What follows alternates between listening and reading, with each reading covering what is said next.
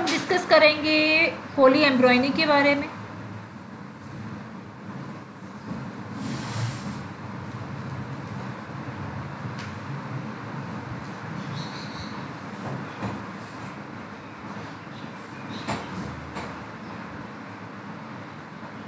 Yes. So as far as polyembryony is concerned, as the name suggests, polyembryony means poly means many, embryos means embryo. तो बहुत सारे embryos जो हैं वो present होते हैं with in a seed. So that particular process is called as polyembryony.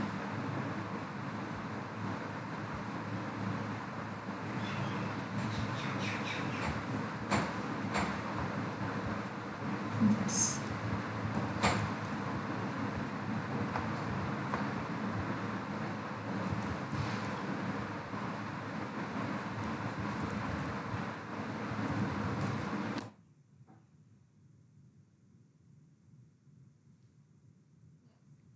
So in polyembryony, it has been defined as the occurrence of more than one embryo in a seed. तो एक seed के अंदर एक से ज़्यादा embryos होते हैं. ये जो एक्स्ट्रा एम्ब्रियो आते हैं वो कहाँ से आते हैं? तो जो एक्स्ट्रा एम्ब्रियोज हैं वो within the embryo sac कोई भी सेल एक्टिव होके एम्ब्रियो बना सकता है, एडिशनल एम्ब्रियो. लेकिन यहाँ पे एक पॉइंट नोट करने वाली है that these embryos they will degenerate after some time, or they may become arrested at very early stage. वो सक्सेसफुल नहीं हो पाते हैं जो एक्स्ट्रा एम्ब्रियोज होते हैं. The one which is derived from egg cell and which is formed by the fusion of male gamete और zygote से जो derived हुआ है वही एक सक्सेसफुल एम्ब्रियो बना रहा है. So therefore, the number of embryos formed are generally higher than the number of seedlings formed by a polyembryonate seed. तो एक सीड के अंदर जो नंबर ऑफ एम्ब्रियोज हैं वो ज़्यादा होंगे, लेकिन सीडलिंग्स जो है वो कंपेरेटिवली कम बनती हैं क्योंकि वो अबॉर्ट हो जाते हैं, वो सक्सेसफुल नहीं हो पाते. So strictly speaking, polyembryony include all those instances in which there is a clear indication of actual occurrence of two or more pro-embryos or embryos in developing ovule. So this is the definition of polyembryony, that it includes all those instances जहाँ पे actual occurrence है एक से ज़्यादा embryos के लिए. सालमाउन और Elon ने 2001 में 75 बूडी स्पीशीज़ इन्वेस्टिगेट की थी और 14 species belonging to 12 different families exhibit polyembryony. So it means it is quite common. और जो हम देखते हैं तो सिट्रस एंड मैंगीफेरा, इसमें पोलीएम्ब्रॉयनी जो है वो ऑब्जर्व की गई है.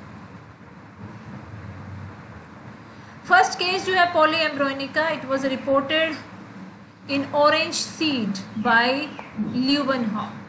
सो यू कैन सी कि ल्यूवेनहॉक जो है he was a great observer और वो उसने कोई ऐसी चीज़ें नहीं की थी कि वो कोई बहुत बड़ी रिसर्च करता था, लेकिन वो ऑब्जर्व करता था चीज़ों को. एंड जो भी उसने ऑब्जर्व किया है टिल अपने लाइफ टाइम में वो सारी चीज़ें हम आज तक उनको रेफ़र करते हैं. So he was the one who noticed polyembryony in 1719. Then Braun ने in 1859 he gave a survey of 58 cases of polyembryony recorded in the botanical literature at that time and referred them to 4 categories on the basis of origin of additional embryos. तो bronze ने एक सर्वे किया था 58 cases के पॉलीएम्ब्रॉयनिक का और उनको record किया बोटेनिकल लिटरेचर में. सो polyembryony in angiosperms may arise by cleavage of pro embryo कहाँ से अराइज करती है? पहला एस्पेक्ट हो सकता है, पॉसिबिलिटी है cleavage of pro embryo. Second is formation of embryos by cells of embryo sac other than egg. Third is development of more than one embryo sac, the same ovule, and fourth is activation of some sporophytic cells of the ovule. So there are four possibilities. First is cleavage polyembryony, कि embryo जो है pro embryo उसका जब cleavage हो रहा था उसके cell से डिवेलप हो गया. सेकेंड है formation of embryo by cells of embryo sac. Embryo sac का कोई भी सेल हो सकता है other than egg. Development of more than one embryo sac, कई बार एम्ब्रियो सैक ही एक से ज़्यादा हो जाते हैं, एक ही ओव्यूल के अंदर more than one embryo sacs, वो भी हो सकता है. The fourth one is activation of some sporophytic cells of the ovule. तो जो स्पोरोफाइटिक सेल्स हैं ओव्यूल के वो एक्टिव हो जाएंगे and they will result in the formation of embryos. तो इसमें सबसे पहले जो है पॉसिबिलिटी वो हम डिस्कस करेंगे, that is cleavage polyembryony. Cleavage and proliferation of zygote and its derivatives leading to the establishment of separate embryonal primordia is widespread among gymnosperms. तो जो क्लीवेज पॉलीएम्ब्रॉयनी है जिसमें कि जब जाइगोट जो है डिवीजन में जाता है, एम्ब्रॉयनल प्रिमोडिया बना, तो उसमें से कुछ सेल सेपरेट हो गए और उन्होंने एक अलग से एम्ब्रियो बना दिया.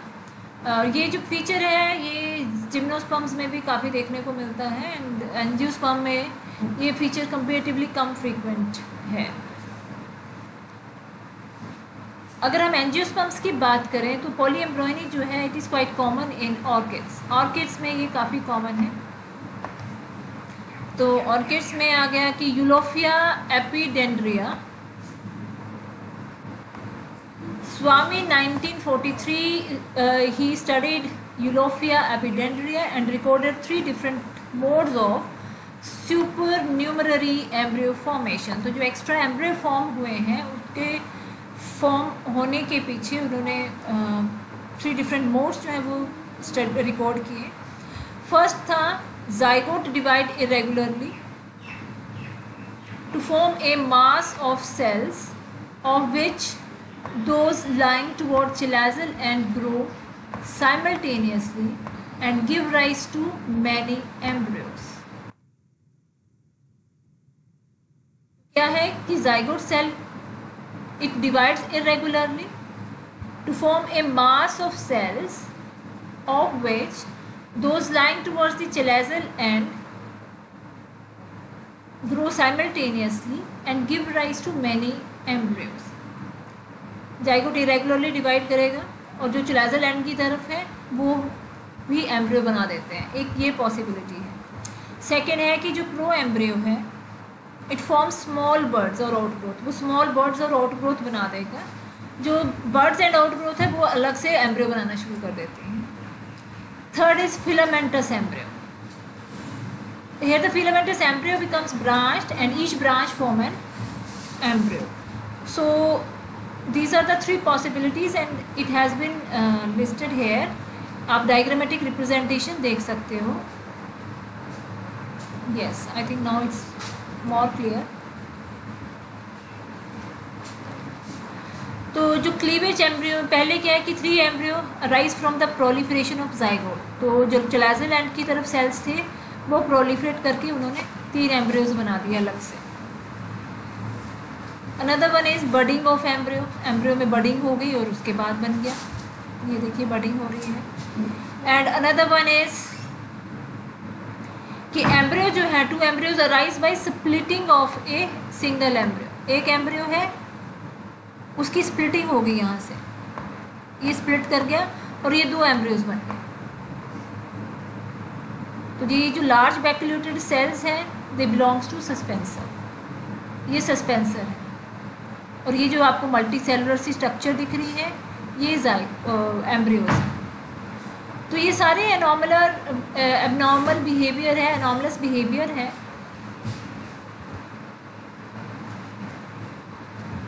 जो क्लीवेज एम्ब्रॉयनी है, polyembryony, it arising during seed development, it is known in many orchids. तो बहुत सारे ऑर्किड्स में ये ऑब्जर्व की गई है। And the formation of plural embryos during seed germination is known only in Banda. Plural means more than one embryo. So वो जो है वो Banda में ऑब्जर्व किया गया है। इस Banda में क्या होता है कि जो एपिकल मेरिस्टेम होती है एम्ब्रियो की, वो डिवाइड कर जाती है नंबर ऑफ प्रिमोडिया में, that is 3 to 9 प्रिमोडिया, and each of which further organized into an embryo. तो 3 to 9 प्रिमोडिया में डिवाइड करके वो एम्ब्रियो बना देंगे।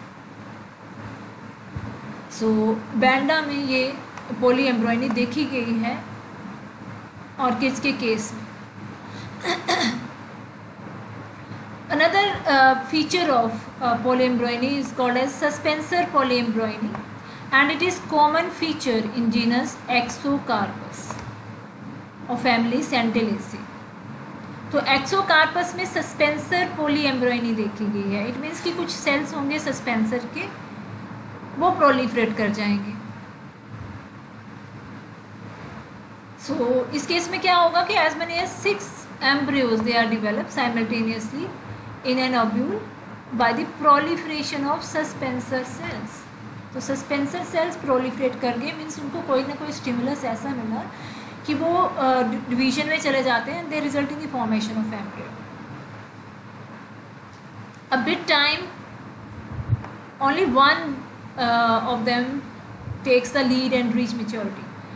तो जब टाइम के बाद एक ही मेच्योर होता है, क्योंकि उतने ही रिसोर्सेज अवेलेबल हैं, वही सर्वाइव कर पाता है। बट बिगनिंग में नियर अबाउट 6 एम्ब्रियोज जो हैं वो प्रोलिफरेट हो जाते हैं। So this is what polyembryony is. So in polyembryony, multiple embryos are formed and they are formed within the embryo sac, और embryo sac में वो zygote की proliferation से derived हो सकते हैं, जो अब हम पढ़ रहे हैं, जिसे कहते हैं cleavage polyembryony। कि जब वो zygote division में जाता है तो उसके बाद उसमें जो cleavage के बाद जो cells हैं which otherwise act as a single unit, कि एक ही एम्ब्रियो का पार्ट की तरह काम करते हैं, तो इस केस में वो एक एम्ब्रियो की तरह काम नहीं करेंगे, वो काम करेंगे एक्टिव होकर अलग अलग एम्ब्रियो बना देंगे, तो उसे पोलीएम्ब्रॉयनी कहते हैं। तो rarely 2 germinable embryos may be formed in a seed. तो वो रेयर करेक्टर है कि अगर 2 एम्ब्रियो सक्सेसफुल हो जाएं और एक ही प्लांट, एक ही सीड से 2 सील्डिंग्स निकल जाएं, तो it's a very rare event. And एक और प्लांट का एग्जाम्पल है जाइगोफाइलम का, जिसमें सस्पेंसर एम्ब्रियो बनते हैं and they may develop up to heart shape stage. तो काफ़ी एडवांस तक जाते हैं, काफ़ी एडवांस स्टेज तक डेवलपमेंट होती है उसकी। Then second category is embryos from cells of embryo sac other than egg. So इसमें मुझे आप लोग बताओगे, यस निशा, कि एम्ब्रियो सैक के अंदर कौन कौन से सेल्स होते हैं?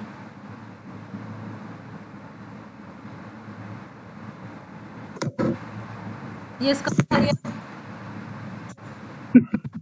Ma'am central polar nuclei.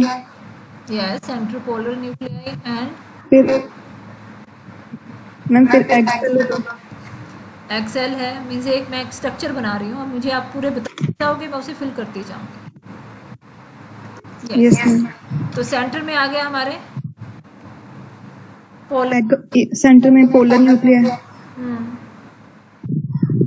फिर एग अपरेटस। एग अपरेटस किस एंड पे प्रेजेंट होता है ये? Ma'am micropylar and. Yes, very good, micropylar and. Egg apparatus में कौन कौन से सेल्स होते हैं?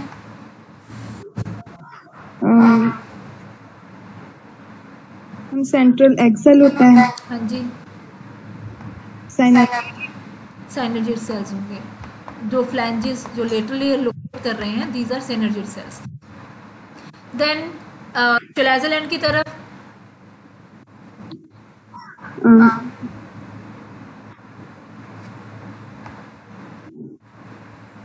Antipodal cells. Yes ma'am. तो 3 एंटीपोडल सेल्स हैं. देखो ये बहुत ही बेसिक चीज है, you should be aware of. तो ये मैंने स्ट्रक्चर इसलिए आपसे पूछी कि हम बात कर रहे हैं कि embryos from cells of embryo sac other than egg. So egg तो की डेस्टिनी ये है कि उसे एम्ब्रियो बनाना है. Once it undergo fertilization, fusion of male and female gamete take place, then it undergo development, division and result in the formation of embryo. तो ये नॉर्मल चीज़ है. लेकिन कई केसेस में क्या होता है कि कोई भी सेल सिनर्जिड भी हो सकता है, may be polar nuclei or maybe the antipodal cells, they become active and they result in the formation of embryo. तो वो कंडीशन जो है वो हम अभी डिस्कस करेंगे कि ऐसी कंडीशन कहाँ पे होती है, किस प्लांट में रिपोर्ट की गई है और कितना सक्सेस रेट है इस केस में. So in this category most common source of additional embryos is synergids. तो जो सिनर्जिड सेल है which lies near to egg, just very close to egg, वो एम्ब्रियोज बनाने में एक्टिव रोल प्ले करता है. मीन्स मल्टीपल एम्ब्रियो में synergid का भी एक एम्ब्रियो बन जाएगा.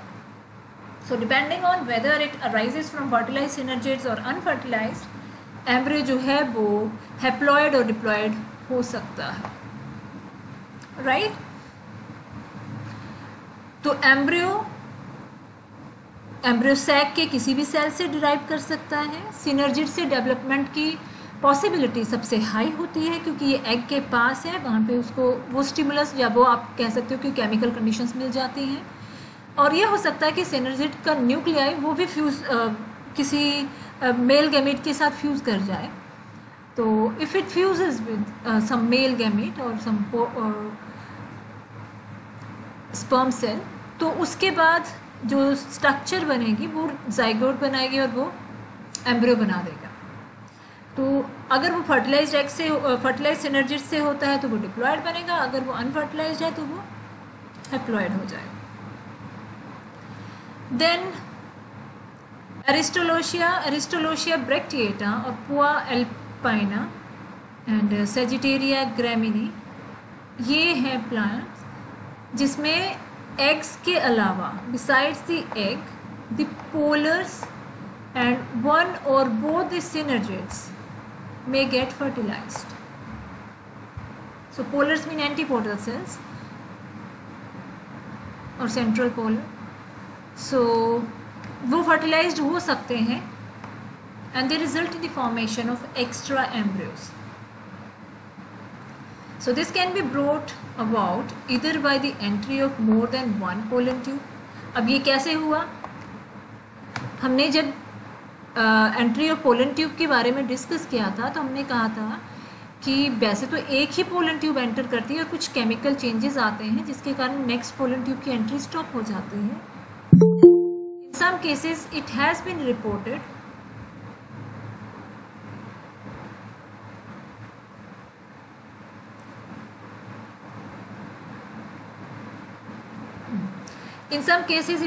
रिपोर्टेड कि more than one pollen tubes can also enter into the embryo sac. तो एरिस्टोलोशिया, पुआ एंड सेजिटेरिया में ये पॉसिबिलिटी होती है कि more than one pollen tube enter into the embryo sac. Second, by the presence of additional sperm in the same pollen tube. और एक ही pollen tube है उसमें additional sperm present. In such a situation, zygotic as well as synergid embryos are diploid. तो अगर उसको दो मिल जाते हैं स्पर्म्स और दोनों फ्यूज कर जाते हैं एक जाइगोट के साथ, एग सेल के साथ, एक न्यूक्लियाई के साथ, another one with the synergid nuclei, then it result in the formation of diploid embryos. Embryos arising from unfertilized synergid are known as are known in case of Argemone, Argemone mexicana, उसमें वो मिलेगा, means unfertilize energies means वो haploid होंगे, and Phaseolus vulgaris. So in such cases zygotic embryo can be distinguished from the synergid embryo by its diploid nature. तो यहाँ पे जो zygotic embryo है उसको synergid embryo से हम distinguish कर सकते हैं उसकी diploid nature के कारण. फर्स्ट केस में ये डिस्टिंग्विश नहीं हो पाएगा क्योंकि both are diploid, but in the second case where the synergid which is haploid in nature और वो डिवीजन में जा रहा है और वो एम्ब्रियो बना रहा है, तो वहाँ पे हम इजीली इसको डिफ्रेंशिएट कर सकते हैं. Then formation of embryos from antipodal is rather rare. अब रेयर क्यों है? क्योंकि ये चिलाजल एंड की तरफ है,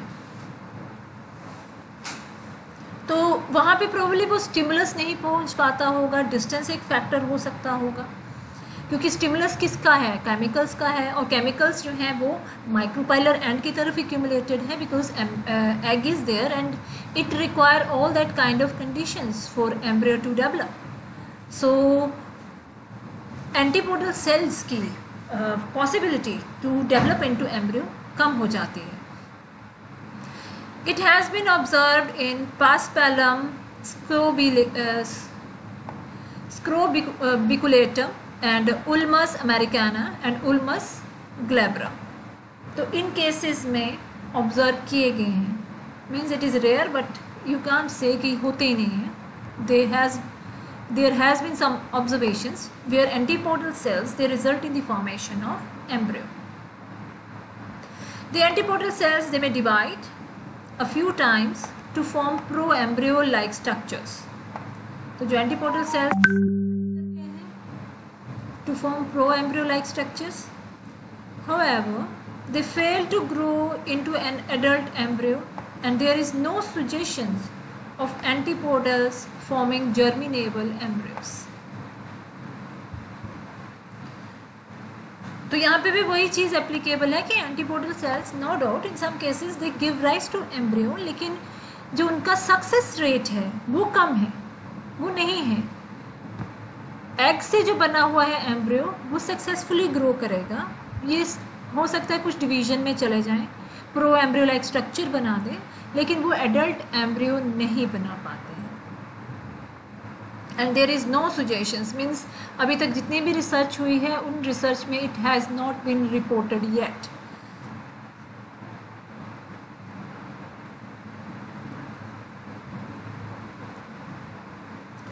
सो अनदर वन इज कि एंडोस्पर्म सेल्स जो हैं अपने वो बनाते हैं. So most of the reports जो कंसर्न कर रही हैं endosperm cells forming embryo they are doubtful. लेकिन एक प्लांट है Brachiaria setigera, it's an apomict species. It is the only example where endosperm has been reported to produce triploid embryos and seedlings, and it was reported by Muniyama in 1978. तो मुनियामा ने इसको 1978 में report किया था.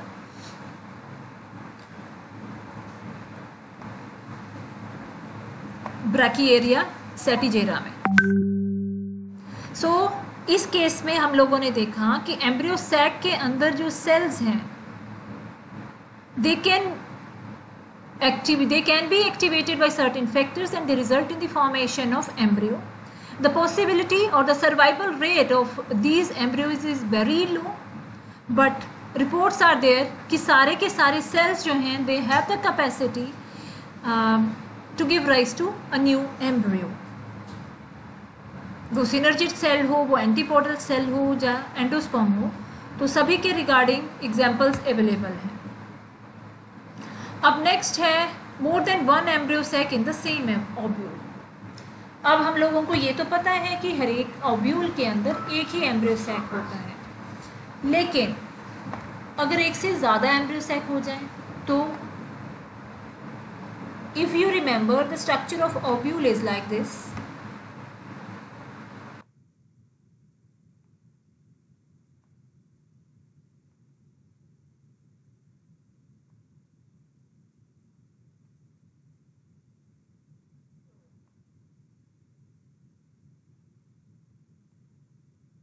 Nucellus है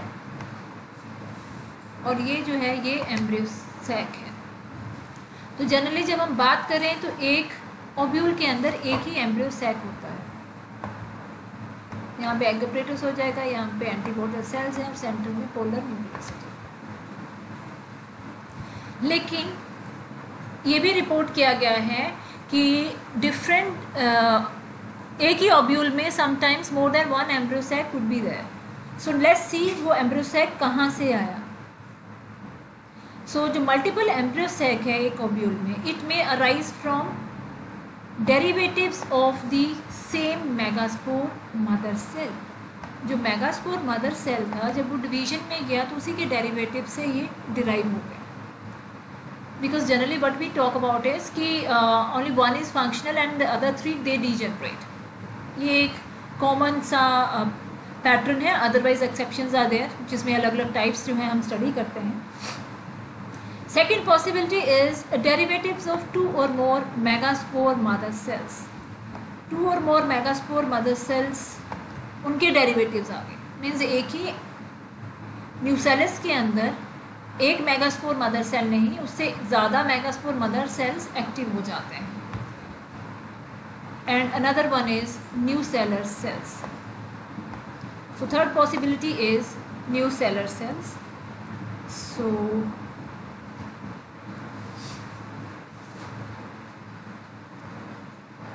So tell me one thing,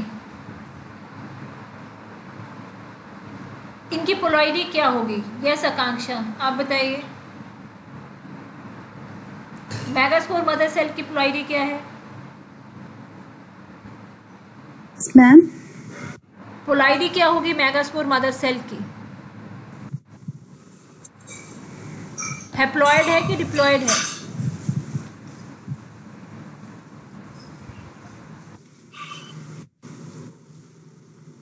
hurry up. देखो megaspore mother cell है which will undergo meiosis, तो पोलॉइडी क्या होगी? Diploid ma'am. Diploid, yes. तो इसकी पोलॉइडी डिप्लॉइड है। ऑब्वियसली मोर देन वन, जहाँ पे to or more megaspore mother sales हैं पोलॉइडी उनकी भी डिप्लॉइड ही होगी। And what about nucellar sales?